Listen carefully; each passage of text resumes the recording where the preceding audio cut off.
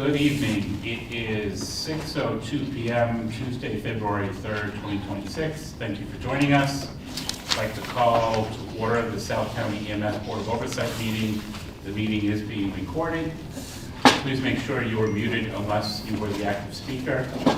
All public attendees are invited to participate at the designated time following the completion of the scheduled agenda items. We ask that you keep comments to under 5 minutes.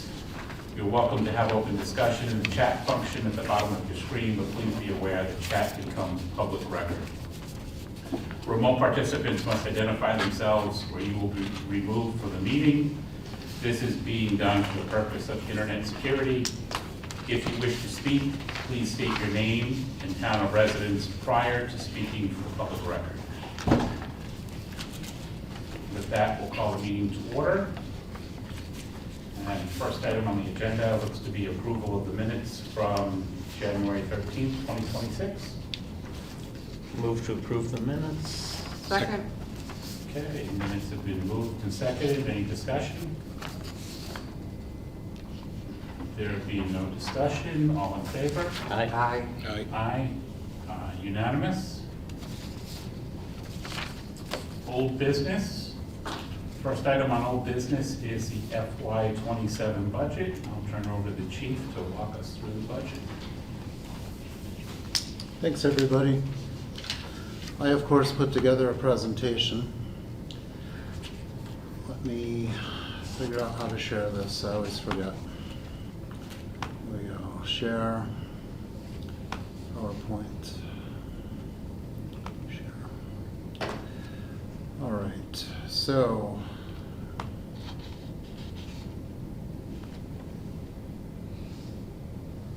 I think that's up. Good. Okay, so the budget this year, of course, the big major changes are going to be health insurance. I think every town is feeling this.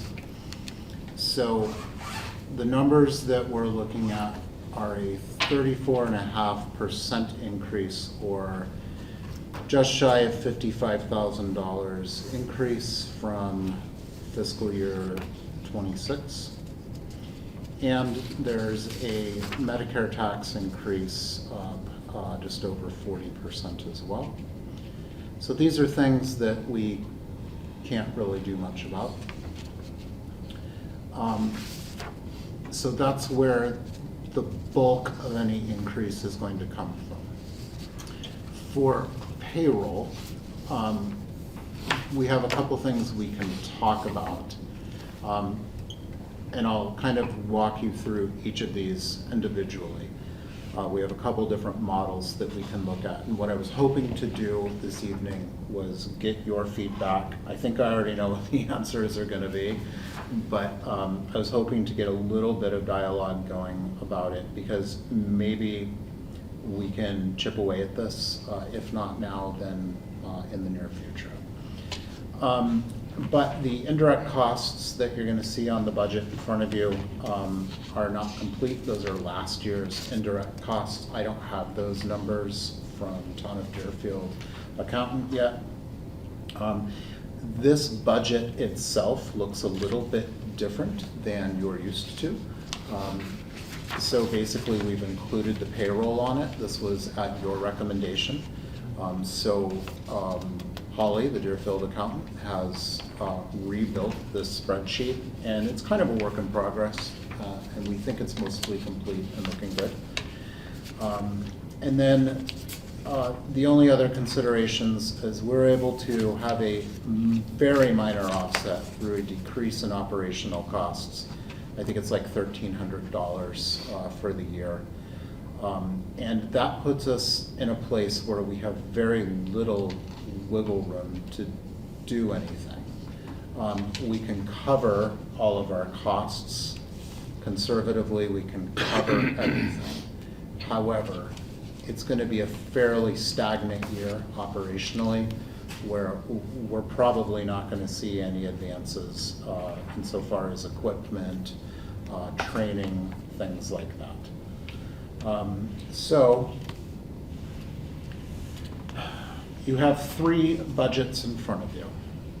The first one, the option A, looks at a step increase and a 2% COLA. This is what the town of Deerfield moved to go with, is the 2%. They get the step raise on top of it.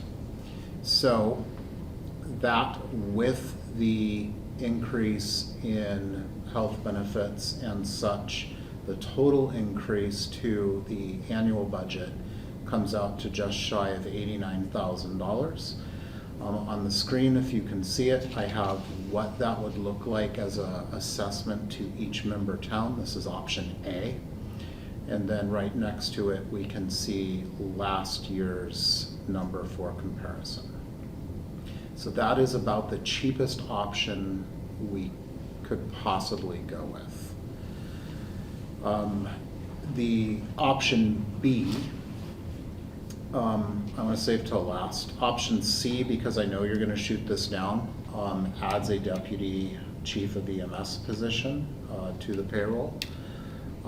That puts the total increase up to almost $185,000, and we see those contributions below it. So, just option B and option C are the same assessment, but $95,000 difference? Oh, no, I must have done this wrong. Good catch, Okay. Crystal. So let's look at the math. Thank you for catching it. That's all right, I was just, So. Yeah, they look very much the same. well, no, I was just thinking you're gonna shoot this down, but it's the same as option. Well, yeah, Yeah. yeah. That was Good catch. definitely, All right, so let's look here. Option C, the total, this is what the assessments look like right here. you just didn't transfer those numbers yet. Yep, I just transferred them wrong. My apologies. That's all right. So that doesn't change any of the percentages, but that is the biggest increase. So the reason I include it is because I'd like to really get a dialogue. In a dream world, I would add that position. The feedback that I'm getting from the administration of the town of Deerfield is that really this may not be the best year to be asking for such things. And I absolutely appreciate that. I will say that as a department, we're a little different than the other departments in Deerfield in that while we are administered to by Deerfield, we're really a department of all three towns and are under our own umbrella. So I understand that we do fit in to Deerfield's finances in a huge way. However, we kind of have our own needs. So I included it in case you want to have some dialogue. The impetus behind adding a deputy chief position is a couple years ago when I came on board, I really tried to get some supervisory coverage for weekends and nights and occasional support through the lieutenant idea. You know, that didn't work out for us, and so looking back on it, where was that a good idea? Where was that a bad idea? I think maybe just the size of our department, that's not the best approach. So my current thinking is if we add a second supervisory administrative support person who can actually run calls, right, and can actually staff an ambulance versus an administrative assistant or somebody like that, right? That puts us in a really good position. It would definitely be welcomed from my seat because there's just simply more than one person can achieve realistically. Anything operational, I would like to shift to that position. So maintenance of the schedule, vehicle maintenance, first line reporting, things like that. General broad oversight of education. So all of the operational things, which would actually give me the time to do things like my job, right? Which is more political, which is more functional insofar as budgeting and trying to help us progress, right? So that's the idea behind it. It's a pretty common scheme for departments our size, but it's definitely the most expensive option when we're considering the budget this year.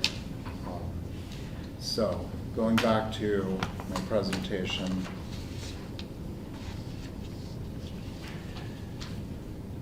the option B is something different. And this is a lot closer to the first option. So this is about $10,000 more.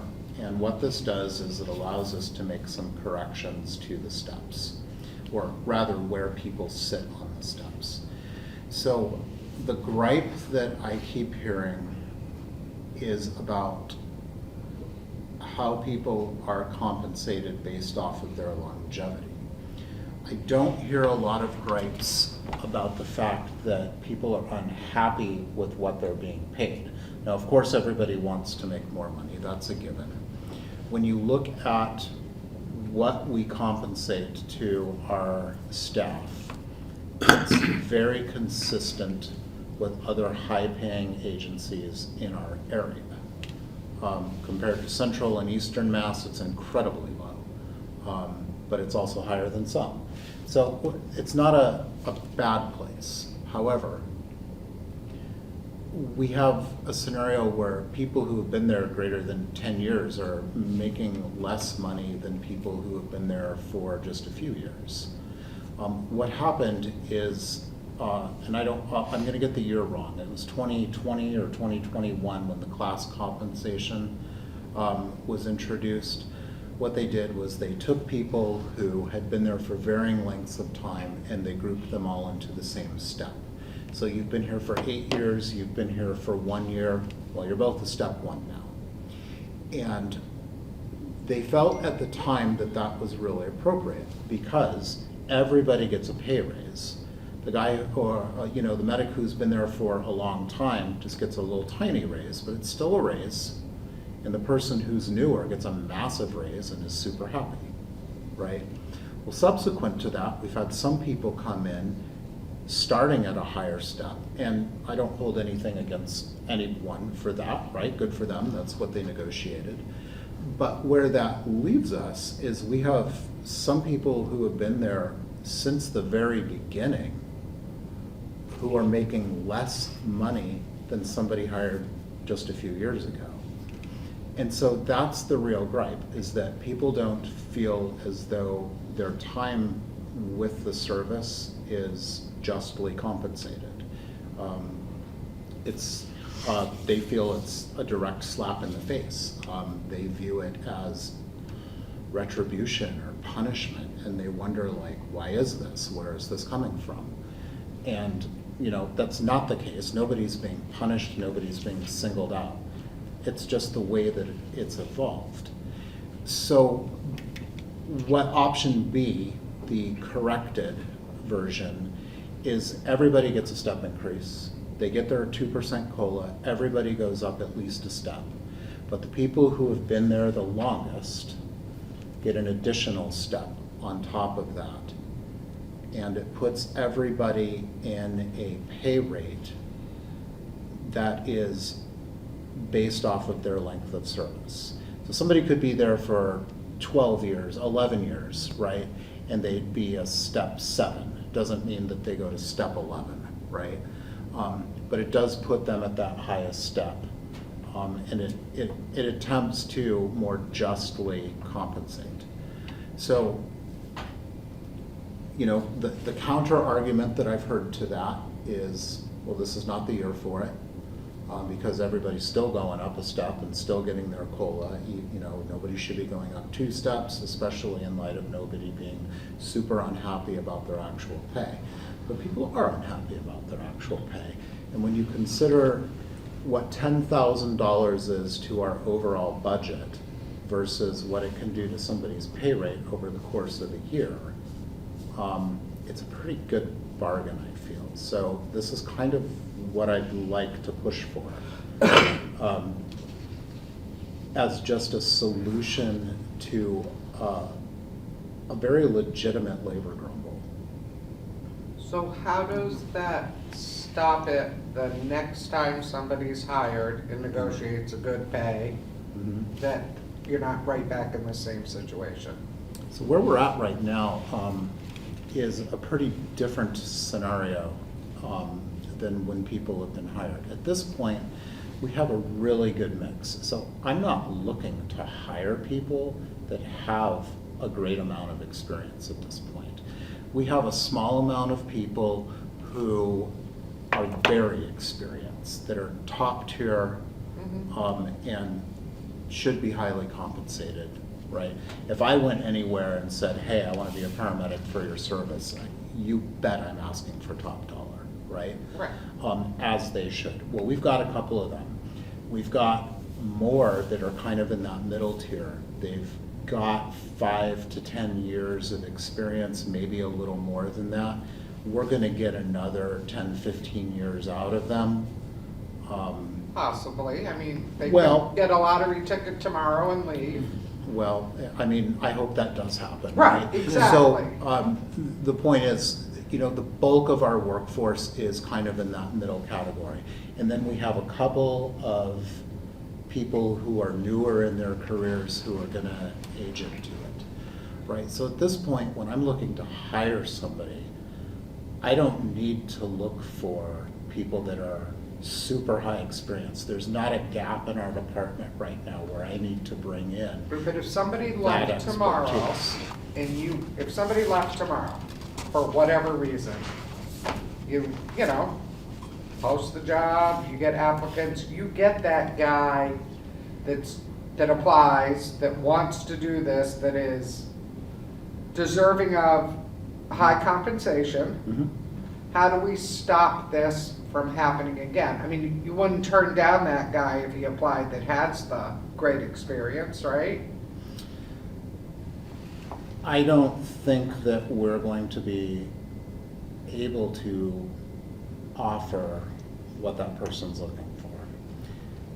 Let me backtrack, because I'm picking up what you're saying. So we just went through this very recently, where kind of one of those middle tier, like dozen-year paramedics who's been with us for a really long time, was one of the more moderate to high-end earners on the department, left and went to another agency. We replaced that provider with somebody much newer. And we did have applicants with vast experience who would have been good choices. But overall, that's not what we're looking for, right? What we're looking for is somebody who's going to fit into our organization culturally, who is going to learn, who we can mold to operate in a certain way, right? Versus somebody who comes with their own experience and way of doing things, right? We've all seen that fail before. This is clinical practice we're talking No, about. I know. You know, this isn't trade work. So nothing against trade work at all. I'm just saying there's a lot of nuance to this. And this is exactly what we just went through, and it was a great choice. Like, Josh, with your senior people that you have here, would the idea of hiring newer paramedics that may have some experience but don't have a lot of it, would your senior people be mentoring them? Would you be pairing them up with your senior people so that you would bring them up to a certain level? And I think that if that was your hiring practice, you know, you look at the person themselves and say, he's going to be a great EMT, great paramedic, but he's going to need to ride with somebody to get more experience, that type of thing. Would that be something that could be incorporated into the hiring process, where you're sitting there going, so you're not worried about the person that's got, 15 years and, was a supervisor at a fire department with all kinds of experience, which is gonna come in and say, well, I think we should do things this way, and end up, being a problem at some point or whatever. But I'm just throwing that out there so that it would kind of streamline your hiring, so that you wouldn't be running into this problem where you'd be looking for more money to end up paying somebody in the long run. Yeah, so that does happen. So what we do, what I'm looking for, and we don't currently have openings, although that could happen, who knows. There's one potential opening in the near future, but that's not certain. What I'm looking for is somebody who's kind of like that, who's not brand new. I'm not hiring a fresh out of school, Right. brand new paramedic full-time to South County EMS. It's not happening.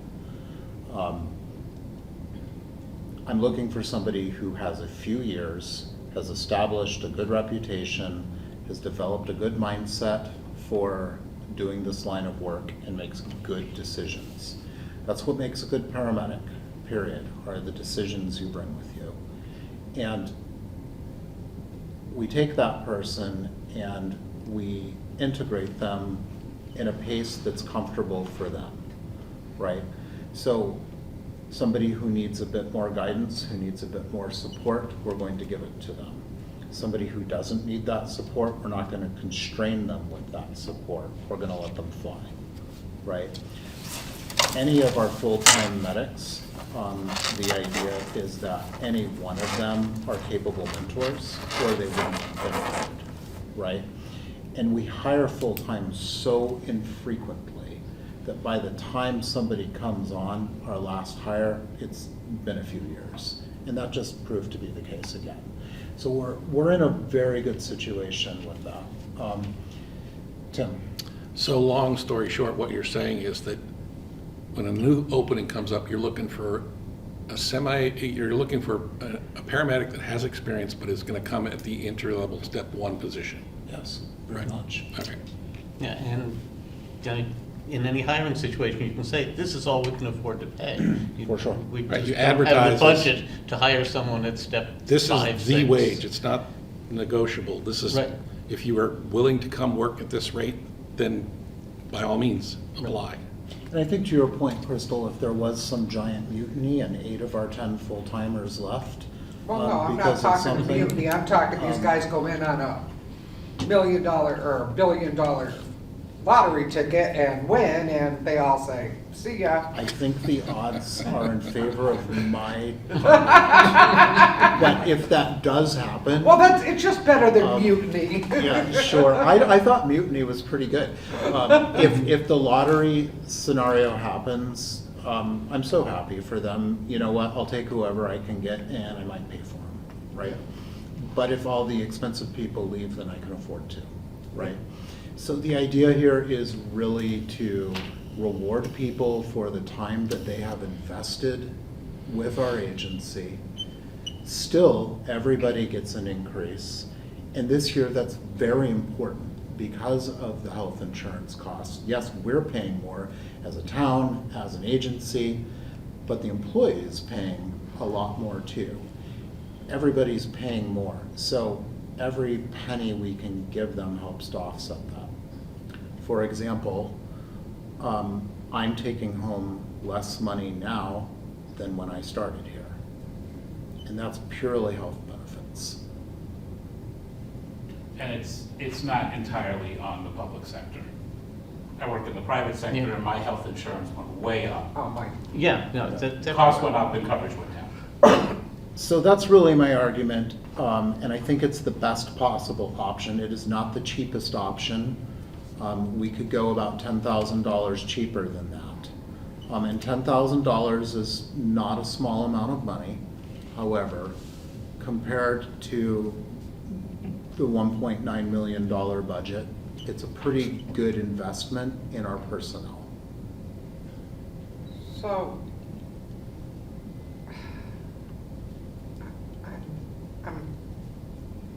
is it the B that should be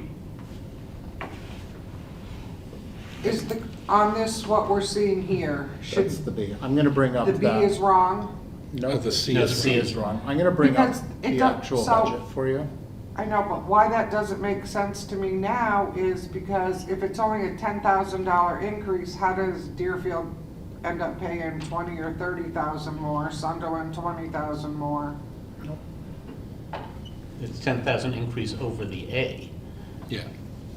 Right, but over the A, Sunderland's got 20,000 more they're paying. That's why I'm saying, should B be down, I'm trying to figure out which is the wrong one.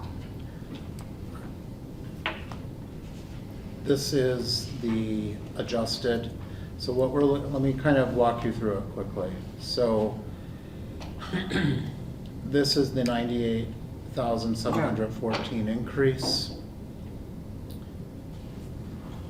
This is what we're asking for this year. This is the B. This Option is from the the B other page. option, so this brings our 2 top earners up to a step 8. And it goes down from there.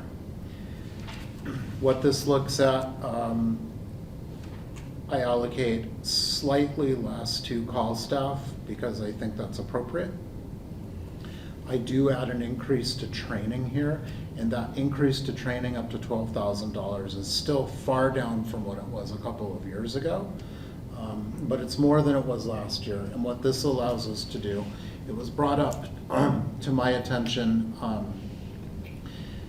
that our policy for paying mandated trainings reads that it will not be compensated. Not like FILSA mandated trainings, but rather things that are necessary to maintain certification or are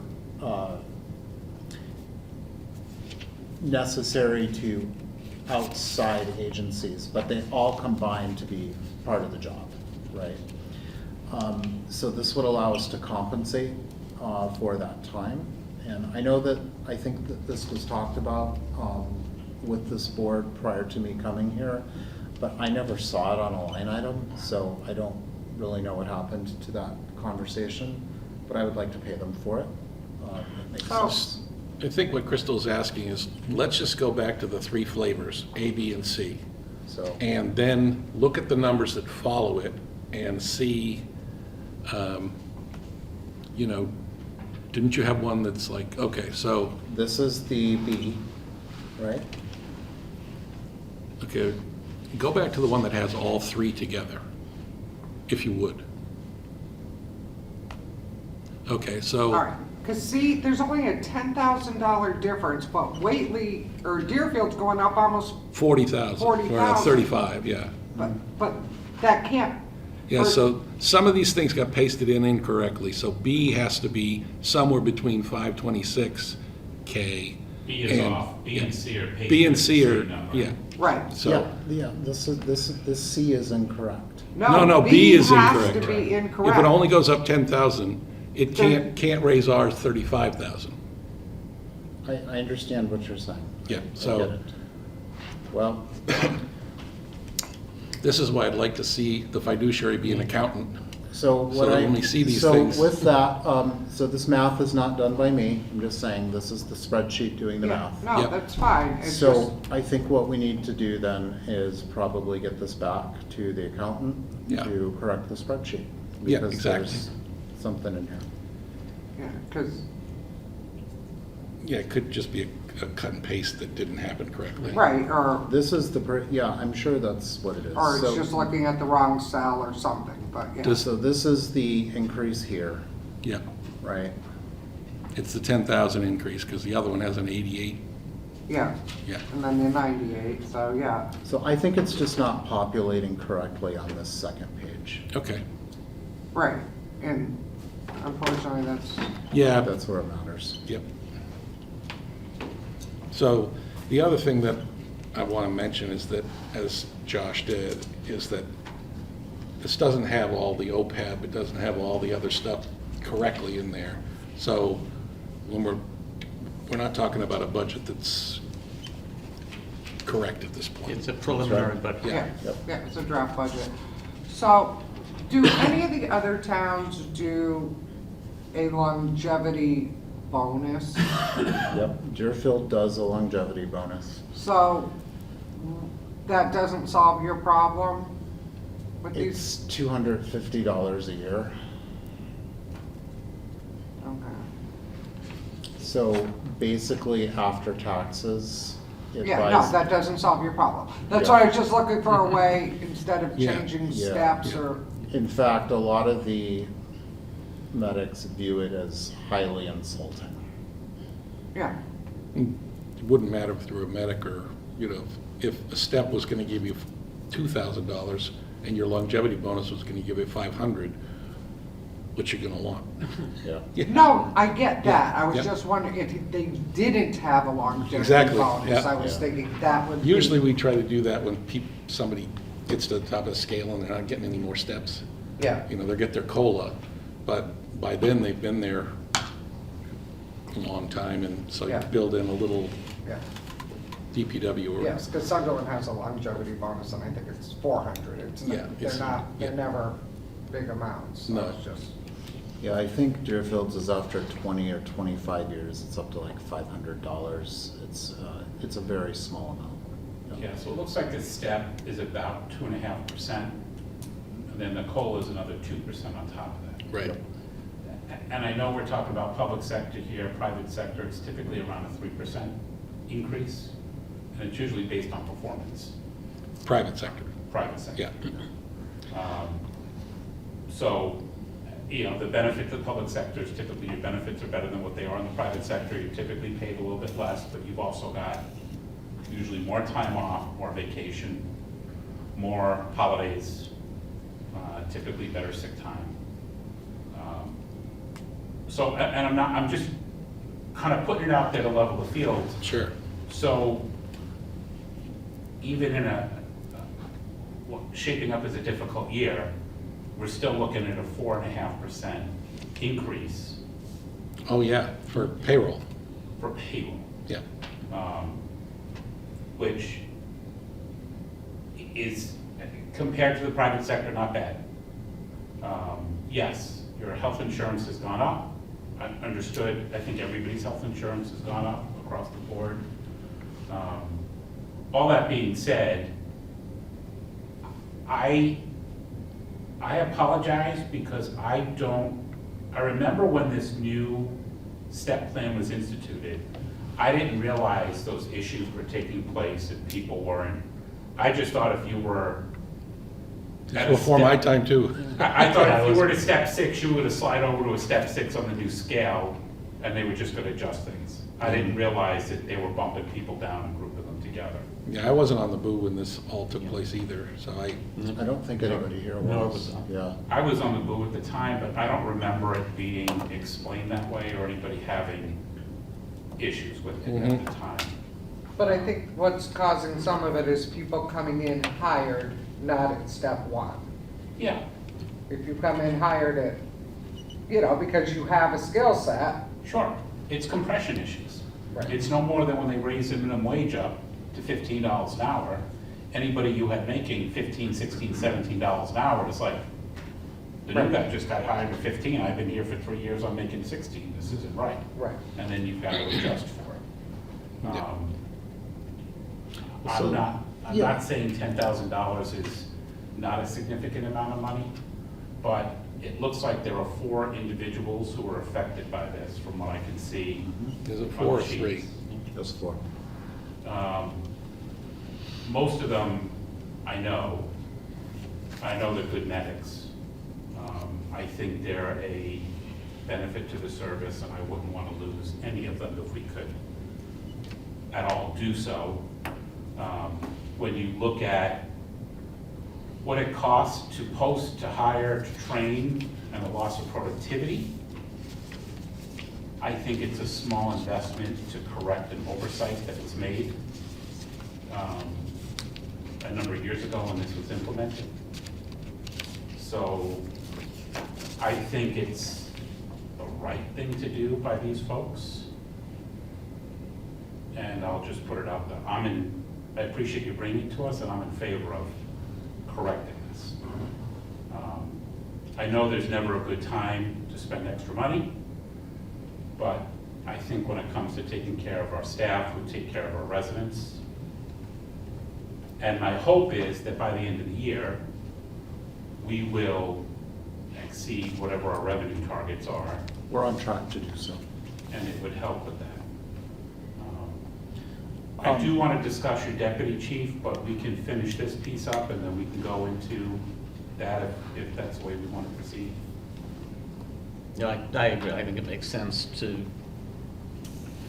take care of the employees and have them feel they're working in a fair system. Yeah, and as we say at every select board FinCom joint meeting, what we say tonight can be superseded by events. So I am in agreement too. I think, if the system developed in a way that's left inequity, we need to address the inequity. And I appreciate your questions and conversation, because it gets to the heart of part of why that was adjusted back in 2020 or 21, because the incoming step was so low, we kept looking to go to step 3 or 4 to hire people because we weren't competitive at that level. Here we sit at 2026. I don't know what the plan is to relook at that step system and where it sits, but it's probably something that should get looked at every. So we do. Last year, we separated from the townwide class comp schedule because we felt that it didn't speak to us. The idea with classification compensation is that the different pay grades are based off of substantially equivalent work. And the categories that we were in grouped us in with jobs that were not substantially equivalent to what our folks do. And we're not saying we're better or worse. They really have nothing to do with each other at all. And so it's really hard to make a comparison. And so what I did was look at what other people in the area are paying. We looked at the other high payers. We said, where do we fit in? And we came up with a number that was, when I came up with it, put us right at that top level. That's since been passed over. But that's how it goes. We're not looking to be the best paid, but I do want to compensate as much as we possibly can, right? So that's where that came from. And so now we're taking the townwide recommendations and adding it to our class comp, right? Which is slightly different than the rest of the towns. So it's something we'll continue to look at. I look at it regularly. If the industry starts paying dramatically different, then we will have to adjust to that, right? Yeah. But right now, we're pretty even. Yeah. I mean, at the end of the day, there's also a total value of the entire compensation package that includes the time off, the medical, and all that stuff. So it kind of helps to put it more underneath the footing. But Great. So that's kind of the idea. So I think where we should go with this then, before we move on, is I'm going to return this to the accountant, and we're going to see if we can repair the spreadsheet to where it's giving us more accurate assessments.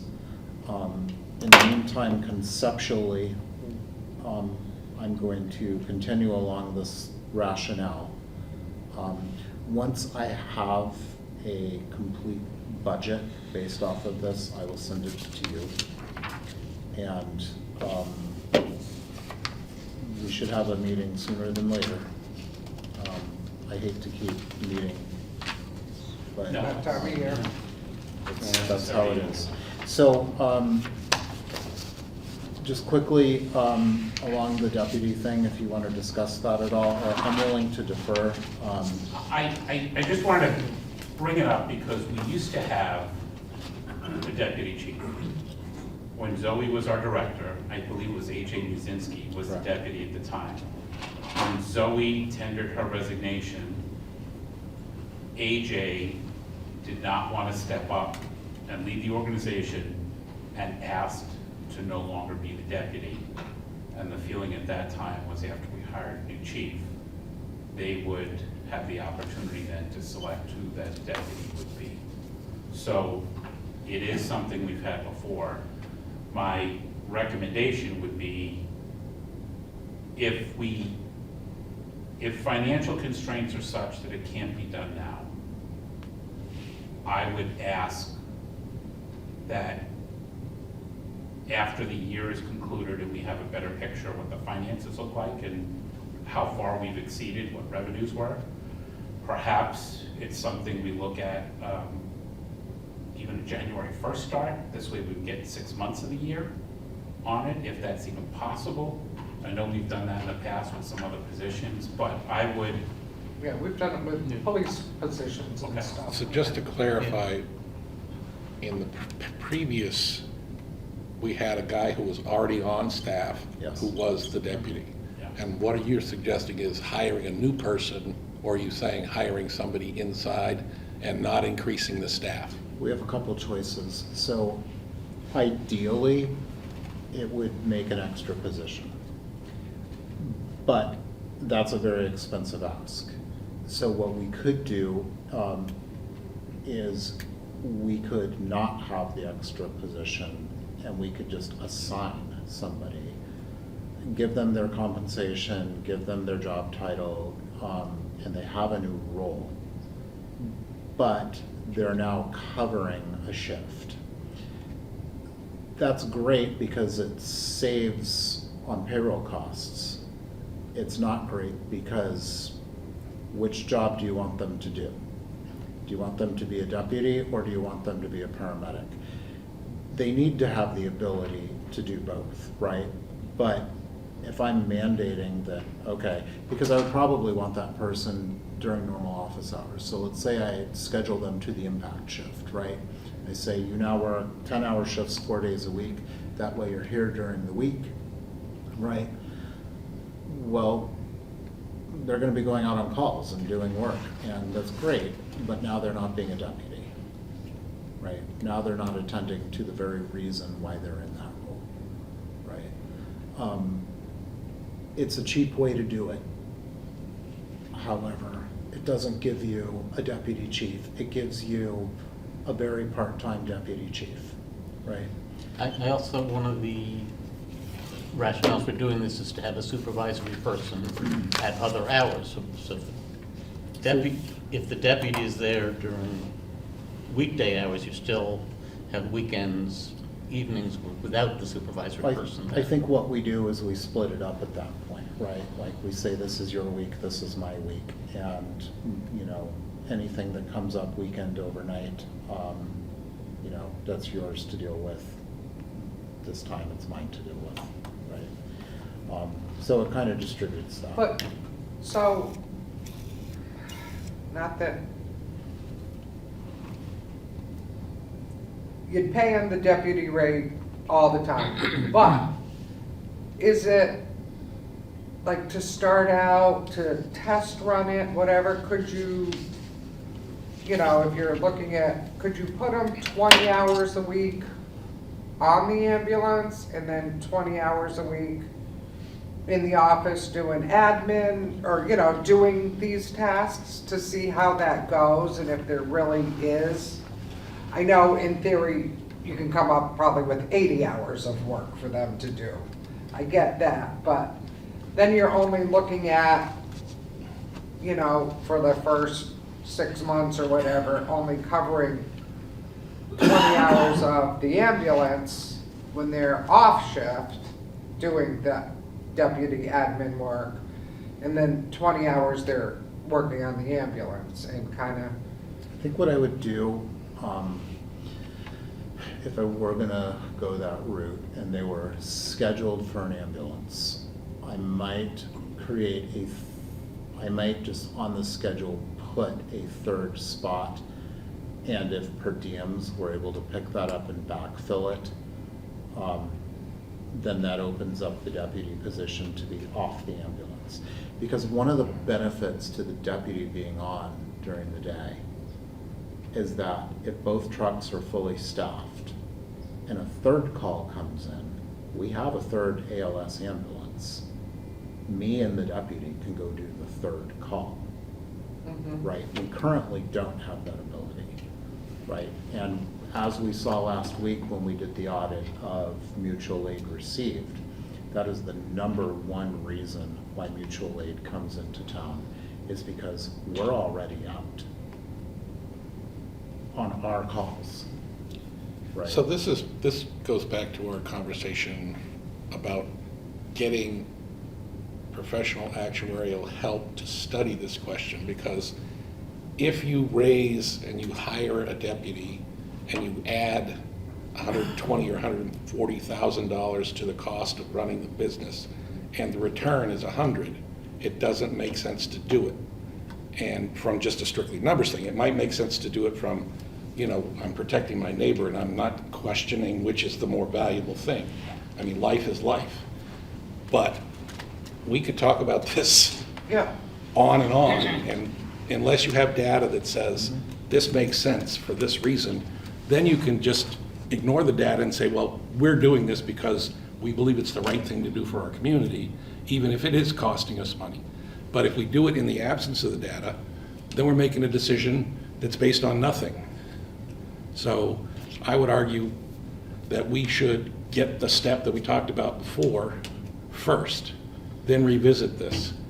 That's my case. Yeah, and to take off on what you said, if it's gonna cost us, argument's sake, $130,000, $140,000 all in, and we can generate $100,000 in revenue because we don't have to have mutual aid come in and take those Right. calls, then that position's only costing us 40, $40,000. exactly. But we'll be doing that based on Right. data. Right. That makes a ton of sense. So I think that's probably a good way to go about it, is let's continue along the path of getting our data, and we can revisit the deputy idea.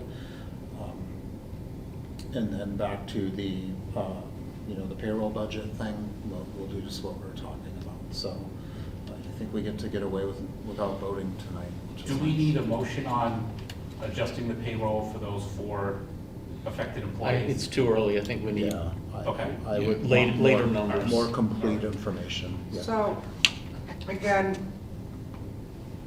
just trying to come up with a way to get you the help you need during, to get some of this admin work done.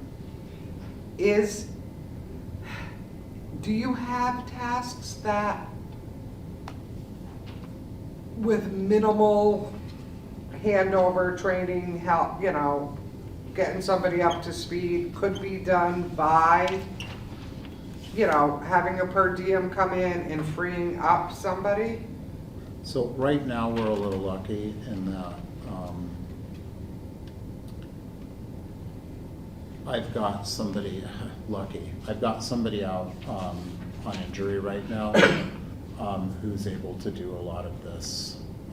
And so we've got some support at the moment. Yeah, And that's been helpful. And we have at different times had that scenario. And some people are able to contribute more than others based on their yeah, abilities and acumen, right? Yeah. Or they're even interested in doing it, right? Like certain things I can assign, certain things I can't, right? right. So, I mean, you can't have me do a spreadsheet because because you'll end up with Me this, too. right? well, it wouldn't even come close to All right, it. so, Right. I think, the other idea is, I can't rely on that, right? So right now, what happens is when I have that support, it's really nice because I'm really able to attend to things like the budget, and I'm able to do things like get new ambulances, and I've got a legislative breakfast coming up. Yeah. And I can actually do things that are really suitable. But if I'm doing administrative work, if I'm just, pounding out payroll and spending half the day on the schedule and filling, open shifts and, trying to approve people's education online and, all of these things uniquely aren't huge. They don't take a ton of time. But when you add them up, it's a ton of work, right? So I'm fine doing it, but takes me away from things that I could be doing to really make our department better, right? No, that's why I was just wondering if there was somebody that's really, you know, skilled at this, and you could, you know, bring a per diem in to free that person, you know, somebody up to help you for a couple days here and there. There's a couple folks on our department that would be really well suited to this position, and, you know, I can't make any statements about what I think would happen. This would not look like the lieutenant promotion. That's even built into that promotion policy, that the deputy chief is not part of this policy. This would, you know, look a lot different. And we don't, you know, it's all conceptual at this point, so. Yeah, I think it also gets down to, are you looking for a second supervisory person or an admin? No, I'm looking for a supervisory person, right? Absolutely.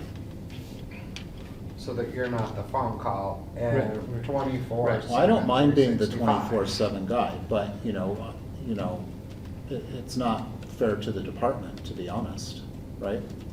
So, anyway, all right, I think we can move on, unless there's any other discussion. Where did my PowerPoint go? Here we go. All right, the last thing we were gonna talk about is mutual aid to Hatfield. All right, so the formula that I've come up with, well, the formula, Christopher Dunn came up with a very nice way of presenting the formula. What I came up with was, we looked at the first 2 quarters of the fiscal year, and we looked at the numbers. We had done 903 calls total, 97 of which were to Hatfield. That's just over 10% of our volume was going to Hatfield, nights and weekends total, right? We looked at that half year of operating expenses, and we took that number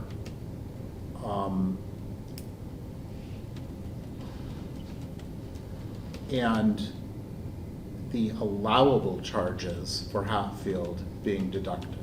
So allowable charges, there are different tiers of charges that we bill, right? So there's what we bill, what we're allowed to bill through Medicare, and then there's what we actually get paid. And they're all very different numbers, right? Remember, we overcharge to subsidize the low payment from government payers, right?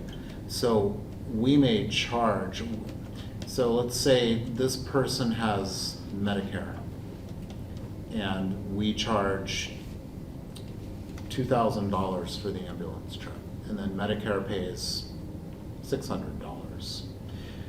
We then have to write off that $1,400, even though we never expected to get it in the first place. That's what we charged, right? The next person has private insurance, and they pay the $2,000, right? So that subsidizes what we didn't get paid from the public payer, right? That's medical billing in a nutshell, right? And that's why your private premiums go up so high, right? Because you are subsidizing that, right? It's a deeply flawed system, but it is the system that we work under. And it's not just us, this is anybody. It's hospitals, it's primary care offices, it's specialists, it's ambulances, right? So what this formula looks at is the allowable charges. We may get more than that, we may get less than that, but that's what Medicare says we're allowed to charge Medicare. We could get more if it's a private payer, we could get way less if it's a self-pay.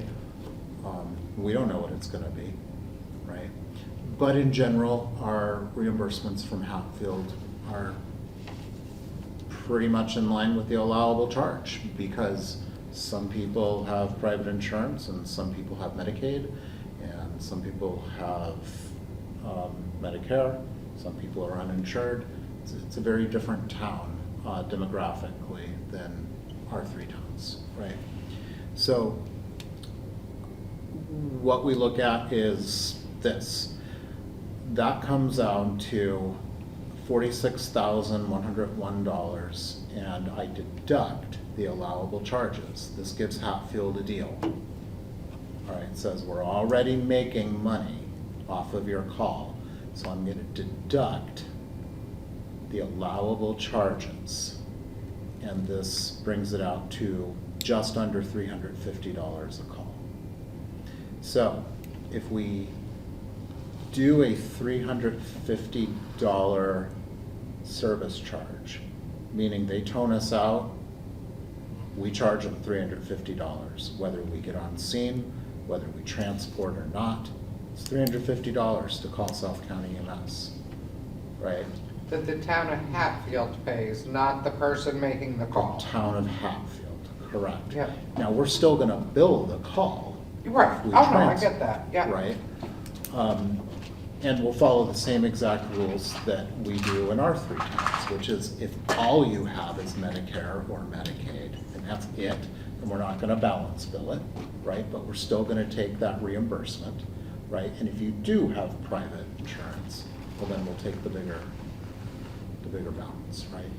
So that gives us this $350. I think it's fairly palatable, because if you were Hatfield and I came to you and I said, hey, I want to charge you this vast sum of money for the year, right? It might turn me away from wanting to do it. They've already shown that they don't want to pay a huge amount of money to cover overnight and weekend ambulance coverage, right?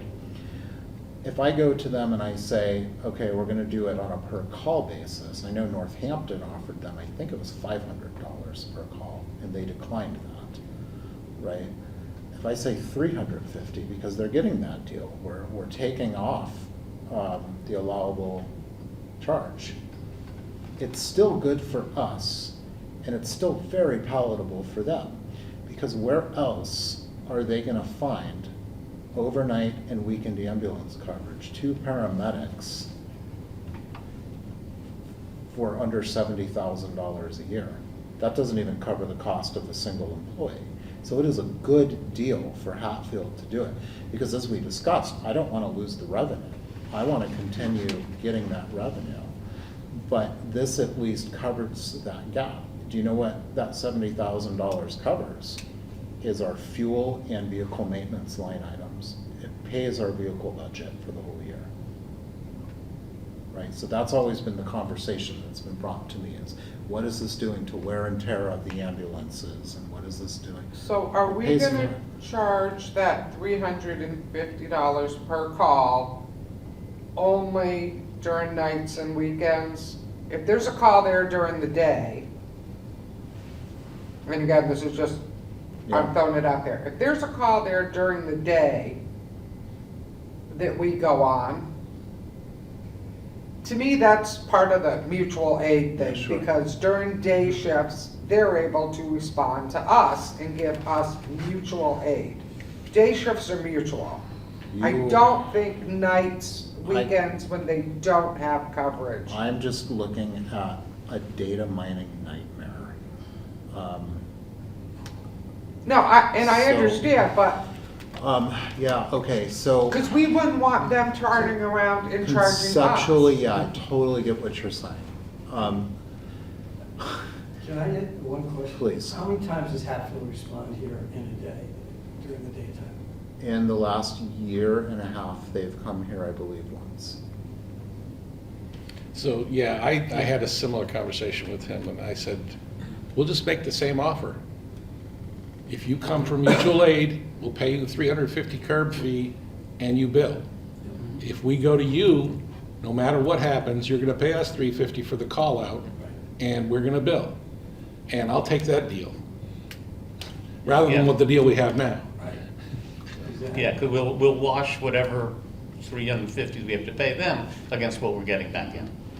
Can you do that with Conway? Well, Well, that was going to be my question, what can we do with Conway and Greenfield? So I think Conway's a different discussion entirely. And I'm gonna take a different angle with Conway. Greenfield is also a very different discussion. Greenfield has a very robust 24/7 system. They also, we're a backup to a backup in Greenfield. We're not a primary agency. But we're still providing a We fair still number do a of- fair amount. But it's just completely a different scenario. How So how many times does Greenfield come down to Deerfield? regularly, They do. yeah, they're one of our biggest And responders. it's a mutual aid pattern. Right. Greenfield Fire and AMR are very good to us. It's very beneficial. So, you know, that, I agree, it is mutual aid. Yeah, it looks like a lot of calls on paper, but, you know, this works two ways. Hatfield, again, I like going and doing the Hatfield calls because I enjoy the revenue. More than the revenue, I like the idea that there are people that need an ambulance and we can provide that level of care. That's wonderful. But I don't think that our budget should suffer for doing that if they're gonna say no. So the idea is, I think this is an easy pill for Hatfield to swallow. It's not that much money, right? It's less than the cost of a single employee, right? So it's a great deal for them. But it's a great deal for us too, because we get to cover all of that vehicle cost and we still get to bill out the calls. We don't lose that revenue. We don't have the, you know, any of the issues from just not being utilized. It ups our utilization. We've demonstrated that it's not really impacting the mutual aid we receive. There will be the occasional call, but it's the exception to the rule. And it's kind of a win-win. So if we go with this, what I would do is I would draft up a very nice letter and I could present it to their town. I'm happy to go speak with their select board. I'm happy to go speak with whoever they want. That's fine. All of this I would run through, anything I send them I would run through Town of Deerfield. First I would start with Christopher Dunn, probably through council after that before sending it out, but that would be the pathway. And see if they bite, right? They could say, no, we're not paying that. And if that happens, are we saying, okay, well, we're just not gonna respond anymore? And I don't wanna strong arm them, but I don't think they have any other options. They've already told Northampton no. You know, if they do, you know, an RFP and they try and get private coverage, or that's gonna cost them way more than it would just to hire a couple of dudes to. The RFP is gonna cost them more. Exactly, right? The RFP would cost more than what we're asking for a year, Yeah. right? So it is a juicy, good deal for Hatfield to take this up. And I think it approximates the lost revenue for covering those calls on our end. So what are your thoughts? I think it's a good test Yeah. scenario, you know. And even if they came back and said, well, we can't do 350, but we can do 325. I mean, you know, at least you're talking at that Well, point. don't back out. I mean, yeah, I know, but I'm just saying, you know, and then we figure, It starts a conversation. yeah. No, I think if that happens, you go back and say, no, I mean, we ran our numbers, this is what we Correct. Yeah, need. exactly. Correct. You can say, look, this is wear and tear on the vehicles, it's fuel, it's tires, it's, Right. you know, staff, it's, you know, health insurance. This you know, it's isn't the number OPEB. we pulled out of thin air. Yeah, this is a defensible number based on what it costs to run that ambulance out the door. Yeah, there is a formula, Yeah. and I think it's a fair formula. I think it's a very fair formula because what you need to be able to show them is we did 10% of the calls. You wanna pay 10% of our budget? Right. Yeah, Because we're all paying, right. We do, yeah, that's 10% of our calls. We're doing, I don't know what the last number was, but I think we're doing 50% of their calls. 30, at least a third anyhow, last year. Right, but I'm just saying, if they wanna look at Yeah, our whole budget and exactly. see what our assessments are. Right, 'cause you're working, We you're have data basing, here that says we did 10.74.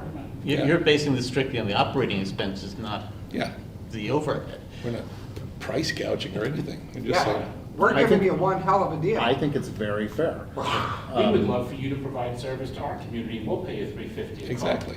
And that's how you phrase it. It's like, this is gonna be mutual. And the reality is that it's never gonna be, you know, there's never gonna be an even meet in the middle. Right, But if it ever evolved, we're still getting service to our community.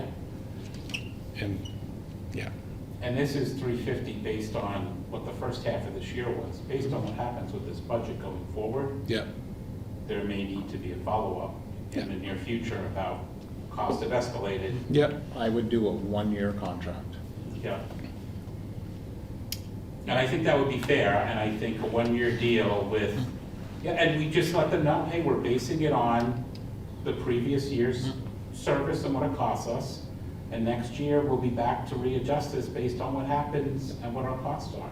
Absolutely. And we're not future-proofing this. We're not charging you $450 in anticipation of what it's gonna cost. We're charging you based on what it was costing us, and we'll eat that cost initially, and then we'll come back to you to help make it up. I'm hopeful that this approach is the most accommodating for all parties, Mhm. right? I think once people get used to having a system in place that serves their community and it doesn't price gouge them, they're gonna be disinclined to give it up. Oh, I think they won't give it up. I think the hurdle is their town meeting this year when Right. this line item comes on.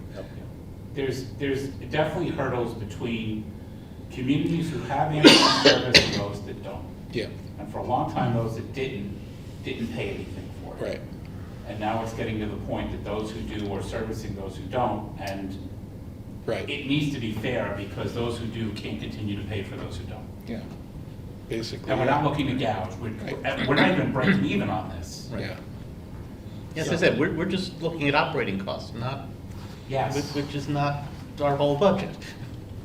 Yeah. So I think it's a good place to start. All right.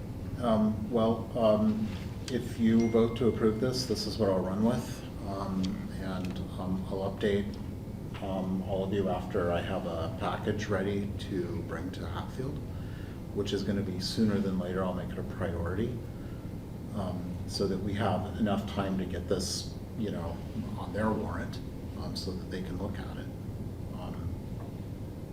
Who knows? Maybe they come back and they're like, no, you know, we're just going to hire some people.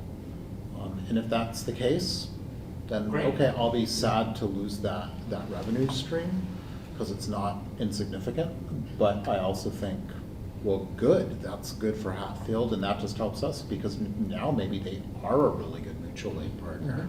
That would be outstanding. So I think it's really tough to lose in this scenario. I'll make a motion that we move forward with the $350 charge as a fee to respond to Hatfield, and ask our chief to draft a one-year agreement. Second. Any further discussion? All those in favor? right. aye, Unanimous. The Conway discussion, is that table for another night, or is that something you want to? I would like to follow up on that another night. So I'm reaching out to their folks, and I want to have a really good discussion about what some possibilities may be. And I just think it's premature if we Okay. discuss it now. yeah, and in the interim, just so you're aware, we have, you know, Crystal, we're having a meeting on Friday with the South County Shared Budget Committee that Crystal and I are on with the PAs and FinCom people. And I think that Christopher has had a conversation with Conway's TA about possible scenarios where they come into the family. Of course, we would be involved in all that, but could be a very good thing for them and certainly, help us Okay. under the right conditions. There's a lot of scenarios that, different avenues that we could follow with that arrangement. I mean, and so I think it's really worthwhile getting some good information and just getting some intent from them. So I will follow up. How was your new ambulance? Beautiful. I was just gonna say, I got in it tonight. Yeah, it's really nice. Sounds good when the doors Come by and close. see it. Yeah, no, they close, Solid. they, it's shiny. Is it on the road yet, or is Yeah, it still waiting for? It's gonna be a few more weeks. Yeah. But it won't be long. So stop by and see it, it's cool. I thought your old ones were pretty good. They were, Still you're are. correct. I can't help it, I'm still fond of that Well, I just 35 took day two one. rides in there, and so you know, they still work very well. Okay, good to hear. All right, that's all I have. Any other new business? I asked Fred earlier how Whately was looking at their budget season, and I asked you the same question. How's Sunderland looking? Because we're looking at a tsunami. You mean that you have that much money that it's just Yeah. rolling in? No, I mean just the opposite. A gaping sinkhole. It's being Just took it all sucked away. out, Yeah, and then we're gonna get swamped. Yeah. For us, it's just kind of too early to tell, you know. Yeah. I know, we're doom We just scrolling. got cherry sheets and things like that, so. Yeah, that was my answer as well. We don't know what the schools We need are to get gonna the do. school numbers, Yeah. and that's That's always the the key. tough one. And figure out what our health increase is gonna be. So, well, And even once we get that number, it may not be a final number. no. Well, no, because they're taking the GLP-1 meds off Yeah. of health insurance, and I guess that is just That's what's been driving it. phenomenal But costs. And just by taking that one med off, supposedly it's gonna, supposedly. supposedly. Do you know how many have- people are on that? I'm sorry? Do you know how many people are I on have that? no clue. We're talking, 1 in 8 adults. Yeah. you remember that the. 12.5% of the population. this Society today is all overweight, and every one of them wants to lose the weight, so, and this is a fast way and easy way to do it. It's easy until they pay their taxes. It's easy until we have the long-term outcomes, and Exactly. we look As to 5 what to it's 10 doing. years down the Mhm. road Exactly. and find out what it really does. Yeah. So, it's insane. What happened with our plan, which we're on a different health plan than Sunderland. Yeah. So, they said that the GLP-1s were the cause of the first increase. And then they said, so we're not gonna cover them anymore. But they increased it again. I was gonna Yeah. say, That's what Didn't it do anything supposedly for it. Yeah, 'cause is. And there was a post-COVID, people who'd put off surgeries, put off all kinds of stuff, and that started coming in too. And you'd think in 2026, we'd be post-COVID already, but no. you still can't get into emergency rooms. You still can't get a bed. It's still, and I'm talking about everything. I'm talking about Mass General in Boston.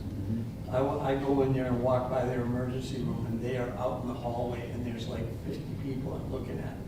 And when you go into the emergency room, they've got stretchers around the nurse's desk, not just, down the hallway type of thing. They are everywhere. They're just. And that's in an area that it's well stocked with hospitals. Imagine Exactly. going out to rural, And that's what I asked them. Areas. Is this at every hospital in Boston? With all that being said, when you get the budget completed and we need to reconvene, do we want to take a poke at putting something on the calendar tonight, or you just want to send it out and then follow up with an email and we'll discuss it? Yeah, Pick a date. let's pick a date down the road, but I'm gonna try and roll through this really quickly so that we have something more concrete to get to people. I know that, all of the towns are looking for this right now. And, you know, it's still early, but, you know. So, Tim, you had asked me a question, if this had been, the potential Hatfield revenues had been factored into service revenues, and the answer is no. Because I just approached it very conservatively. So the service revenues that I put on this year's budget are identical to this year's. And I know we're going to exceed that, but if we lose Hatfield completely, I don't know if next year will be the same. And it could be more. I'd be happy if it was more, right? So I'm just kind of playing it safe. Yep. Well, you can't assume a deal that hasn't been done yet. That's the thing, right? Yeah, and what I meant was like, yeah, but basically, it's good to know the rough number. Yeah. Yeah. Do we want to try to take aim for Tuesday, March 3rd? Maybe. I mean, I can just reach out. When was it that we were, Julie Chalfant, finance chair, is trying to arrange 3 towns all meeting to Yes. see the SCEMS budget? And I think that we have a tentative date, but We had a list of like 3 dates, but Yeah. I didn't get any follow-up on that. And that's the best thing in the world, by the way. but probably we'd want to meet before then. Okay.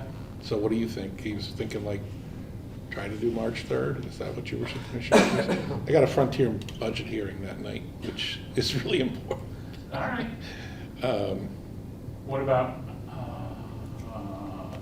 I'm out of town the week before, but you can still go ahead and meet. I don't know, that gives us 3 weeks.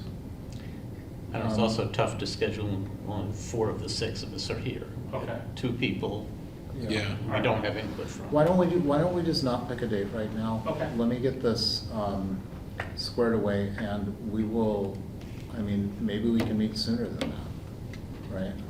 Would be Okay. ideal. The Yeah. I think the more discussion we have about this, the better. And if we have some time, that's really good. Okay. So I will reach out to you by email as soon as I have something concrete. And I'm going to pursue it based off of that,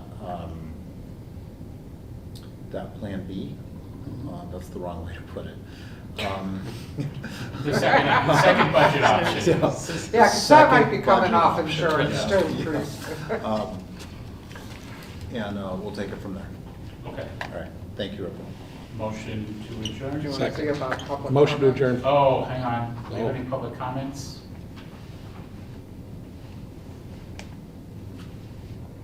Doesn't see any hands. No hands? All right. Okay. There being no public comments, I'll take a motion to adjourn. Motion to adjourn. Second. Motion made and seconded. All those in favor? Aye. Aye. Aye, unanimous. Meeting out at 7:21 PM, Tuesday, February 3rd.